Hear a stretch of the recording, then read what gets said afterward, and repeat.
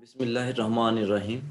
Student, आज हम लोग सुपीरियर लर्निंग मैनेजमेंट सिस्टम से बायोलॉजी पार्ट 1 चैप्टर नंबर 5 का लेक्चर नंबर 2 स्टार्ट करेंगे और हमारा आज का टॉपिक है सम वायरल डिजीजेस। आज इसके बारे में जो है वो हम लोगों ने डिस्कस करना है। सबसे पहले जो वायरल डिजीज हम लोगों ने डिस्कस करनी है वो है स्मॉल पॉक्स। जैसे कि डायग्राम के अंदर भी हमें जो है वो नजर आ रहा है किस तरह से बॉडी के ऊपर स्मॉल पॉक्स, स्मॉल लेजन्स जो है वो बने हुए हैं। देखते हैं कि स्मॉल पॉक्स के अंदर जो है वो क्या क्या चीजें होती हैं। सबसे पहले हम लोग कहते हैं कि स्मॉल पॉक्स का कॉजेटिव एजेंट क्या है कि caused by pox virus which are DNA involved virus, कि ये पोक्स वायरस की वजह से फैलती है जो कि डीएनए इसका जेनेटिक मटेरियल है और ये एक इन्वेल्व्ड वायरस होता है। हिस्ट्री के बारे में देखें तो हम लोग कहते हैं कि it is an ancient disease, की एक बहुत पुरानी डिजीज है। Occurred in China as an epidemic, की चाइना के अंदर एक वबा के तौर पर फैली थी इन अर्ली 12th सेंचुरी, कि 12वीं सदी के अंदर ये जो है वो एज ए एपिडेमिक्स मतलब कि वबा के तौर पर ये बीमारी फैली। फर्दर अगर देखें तो इसके सिम्टम क्या है कि इस डिजीज के अंदर बॉडी के ऊपर जो है वो रेज फ्लूइड फिल्ड जो है वो वेजिकल बन जाते हैं, मतलब ऐसे वेजिकल ऐसे दाने बन जाते हैं जिनके अंदर जो है वो फ्लूइड प्रेजेंट होता है और form on the body body with later form pitted scars called pox, की जो बॉडी के ऊपर बाद में एक स्कार से जो है दाग धब्बे से बना देते हैं उनको हम लोग जो है वो पॉक्स कहते हैं। और इन पॉक्स की वजह से इस डिजीज का नाम जो है वो रख दिया गया स्मॉल पॉक्स। तो कहता है इसकी प्रिवेंशन क्या है। 1950 इम्यूनाइजेशन और vaccination of small pox started, कि उस 1950 में जो है वो इसकी स्मॉल पॉक्स की वैक्सीनेशन बनी जिससे बॉडी के अंदर इम्यूनिटी क्रिएट करवा दी गई। और अब ये जो है वो हम लोग कहते हैं कि 1980 के अंदर it was declared by WHO, कि जो डब्ल्यूएचओ है वर्ल्ड हेल्थ ऑर्गेनाइजेशन, इसने इस चीज का दावा किया that smallpox has been eradicated from the world, कि स्मॉल पॉक्स को पूरी दुनिया के अंदर से जो है वो खत्म कर दिया गया। तो ये नीचे डायग्राम के अंदर भी दिखाया हुआ है किस तरह की बॉडी के ऊपर जो है वो एक वेस्कुलर लेयर्स जो है वो बन जाते हैं, तो इसको हम लोग स्मॉल पॉक्स कहते हैं। तो नेक्स्ट हमारे पास सेकंड वायरल डिजीज है हर्पीज सिम्प्लेक्स। हर्पीज सिम्प्लेक्स में इसका कॉजेटिव एजेंट है caused by virus, it is DNA virus, कि इसका ये भी वायरस की वजह से होती है और ये डीएनए वायरस है। Naturally occurring disease of Mankind, के इंसानियत के अंदर कुदरती तौर पर पाई जाने वाली बीमारी है। सिम्टम है इसके क्या है कि it form vesicular lesions in the epithelial layers of ectodermal tissue, कि जो हमारे एक्टोडर्मल टिश्यू है बॉडी के बाहर के जो टिश्यूज है इनके ऊपर जब हम कहते हैं वेस्कुलर लेयंस बनते हैं, ऐसे दाने बनते हैं जिनके अंदर हम लोग कहते हैं कि फ्लूइड जो प्रेजेंट होता है। कदर disease mostly occur in mouth on the lips and other skin parts, की ये मोस्टली जो है वो माउथ के ऊपर होती है या लिप्स के इर्द गिर्द सराउंडिंग पर होते हैं। मोस्टली हमारी स्किन के जो सेंसिटिव पार्ट्स हैं वहां पर ये डिजीज होती है। जैसे कि उन्होंने दिखाया हुआ है कि लिप्स की सराउंडिंग के अंदर जो है वो वेस्कुलर लेजन्स जो है वो बने हुए हैं। इस डिजीज को हम लोग जो है वो हर्पीज सिम्प्लेक्स कहते हैं। हर्पीज सिम्प्लेक्स कहते हैं जो कि हम लोग कहते हैं कि हर्पीज वायरस जो कि डीएनए वायरस है, इसकी वजह से ये डिजीज होती है। नेक्स्ट है हमारे पास इन्फ्लुएंजा, जिसको हम लोग अपनी जुबान में फ्लू भी कहते हैं, मतलब जुकाम। कहता है काज इसका कास्टिव एजेंट क्या है, काज बाय इन्फ्लुएंजा वायरस, की इन्फ्लुएंजा वायरस की वजह से होती है। और ये वायरस क्या होता है, इन्वेलप्ड आरएनए वायरस, मतलब इसका जेनेटिक मटेरियल आरएनए होता है और वो इन्वेलप्ड होता है। कहता है वाइड स्प्रेड इन मैन, की इंसानों के अंदर ज्यादा होती है एंड अकर इन एपिडेमिक, और एक वबा के तौर पर जो है वो फैलती है। इसके सिम्टम क्या है कि इसमें फीवर हो जाता है, बुखार हो जाता है, मस्कुलर पेन के मसल वगैरह में पेन वगैरह होती है, मतलब हम थकावट सी महसूस करते हैं।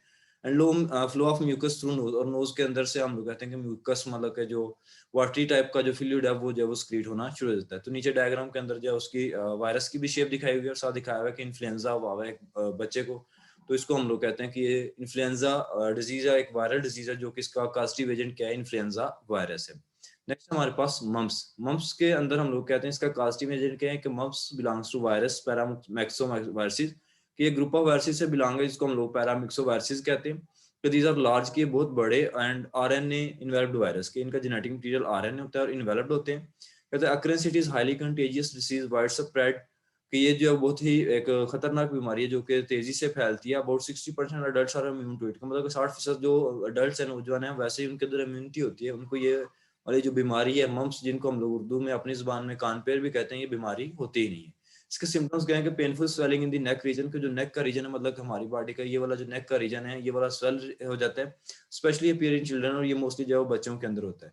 इस केस में अगर जनरल मैकेनिज्म देखें कि मम्स के अंदर होना क्या है, जैसे कि डायग्राम के अंदर भी हमें नजर आ रहा है कि एक ह्यूमन है, ये उसके टंग के नीचे जो ग्लैंड्स प्रेजेंट है उनके बारे में बताया हुआ है। तो टंग के नीचे जो हम लोग कहते हैं कि 3 टाइप्स के ग्लैंड है। सबसे पहले जो नीचे है उनको सबलिंगुअल ग्लैंड कहते हैं, उससे जो बिलो पर है उसको सब मैंडिबुलर ग्लैंड्स कहते हैं, और जो लास्ट पर है यहाँ पर बैक वाली साइड पर इनको पैराटिड ग्लैंड कहते हैं। तो मम्स के अंदर मोस्टली ये जो पैरामिक्सोवायरसिस हैं ये आकर जो है वो ये पैराटिड जो ग्लैंड है इस ग्लैंड को जो है वो स्वेल कर देते हैं, जिसकी वजह से ये वाला जो हिस्सा है हमारी नेक के रीजन का ये जो है वो, और इस डिजीज को हम लोग जो है वो मम्स कहते हैं जो कि एक वायरल डिजीज है। नेक्स्ट है मिजल, जिसको उर्दू में हम लोग खसरा भी कहते हैं। इसका कास्टिव एजेंट है मिजल बिलोंग टू पैरामिक्सोवायरसिस, किसके वायरसेस भी पैरामिक्सोवायरसिस से बिलोंग करते हैं। दीज आर लार्ज और ये भी बड़े होते हैं और आरएनए इन्वॉल्व्ड वायरसेस होते हैं। अकस कहता है कॉमनेस डिजीज इन चाइल्डहुड के बच्चों के अंदर ज्यादा होती है। Adult human population is equally susceptible throughout the world के जो बड़े लोगों की पॉपुलेशन है इनको भी एक बराबर ही है कि ये इक्वली डिस्ट्रीब्यूशन है पूरी दुनिया के अंदर बराबर ही जो है वो बीमारी होती है। सिम्टम्स क्या है कि in children infection with fever के बच्चों के अंदर ये इन्फेक्शन होते हैं, साथ जो फीवर हो जाएगा, बुखार हो जाएगा। And small red spots on the body that cover the whole body, तो बॉडी के ऊपर छोटे छोटे जो है वो रेड कलर के स्पॉट्स से जो है वो दाग धब्बे से जो है बनने शुरू होते हैं जो कि पूरी बॉडी के अंदर जो है फैल जाते हैं। कहते हैं develops immunity in its victim के मीजल्स के अंदर एक ये खासियत है कि ये अपने विक्टिम के अंदर, शिकार के अंदर जो है वो इम्यूनिटी डेवलप कर देते हैं। जैसे कि आगे दिखाया हुआ है कि एक चाइल्ड है कि उसके जो है वो हम लोग कहते हैं कि बैक के ऊपर जो है वो बॉडी के ऊपर जो है वो रेड स्पॉट से जो है बने हुए जो कि मीजल्स है। नेक्स्ट हमारे पास वायरल डिजीज आती है पोलियो।